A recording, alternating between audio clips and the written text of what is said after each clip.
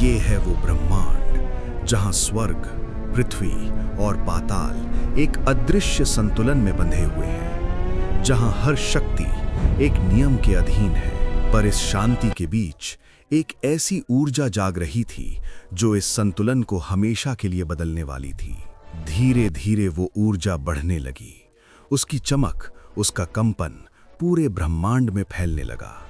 और फिर एक ऐसा विस्फोट हुआ जिसने तीनों लोकों को हिलाकर रख दिया। आकाश कांप उठा, पृथ्वी थर्रा गई और उस दिव्य प्रकाश से जन्म हुआ एक महाशक्तिशाली अस्तित्व का गरुड़। एक ऐसा पक्षीराज जिसकी आंखों में अग्नि थी, जिसके पंखों में तूफान छिपा था। जैसे ही उसने अपने विशाल पंख फैलाए, प्रकृति की हर शक्ति उसके सामने झुकने लगी। और जब उसके पंख फड़फड़ाए तो समय भी ठहर गया। जहां एक ओर ये अपार शक्ति जन्म ले चुकी थी, वहीं दूसरी ओर स्वर्ग का राजा इंद्र अपने अहंकार में डूबा हुआ था।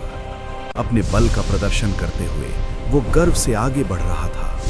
तभी उसकी नजर पड़ी कुछ सूक्ष्म किंतु महान तपस्वियों पर। वे थे वालखिल्य ऋषि, छोटे आकार में पर महान तप में लीन। वे एक छोटी सी लकड़ी को लेकर अपने धैर्य और तपस्या से आगे बढ़ने का प्रयास कर रहे थे। वे संघर्ष कर रहे थे, पर उनके भीतर अटूट संकल्प था। पर इंद्र अपने घमंड में इतना अंधा हो चुका था कि उसने उनकी मेहनत को देखा और अनदेखा कर दिया। वो उनके ऊपर से गुजर गया और अपने कदमों तले उनके प्रयासों को कुचलता चला गया। ये अपमान अब उनके हृदय में अग्नि बन चुका था। उनकी आंखों में क्रोध था, पर वो क्रोध विनाश का नहीं, संकल्प का था। और उसी क्षण उन्होंने आरंभ किया एक ऐसा यज्ञ जो इतिहास को बदलने वाला था। अग्नि प्रज्वलित हुई, मंत्रों की शक्ति गूंजने लगी और उस यज्ञ से उठने लगी एक नई ऊर्जा, एक ऐसी ऊर्जा जो एक नई शक्ति को जन्म देने वाली थी। एक ऐसा इंद्र जो शक्ति में अपार होगा पर हृदय से विनम्र होगा।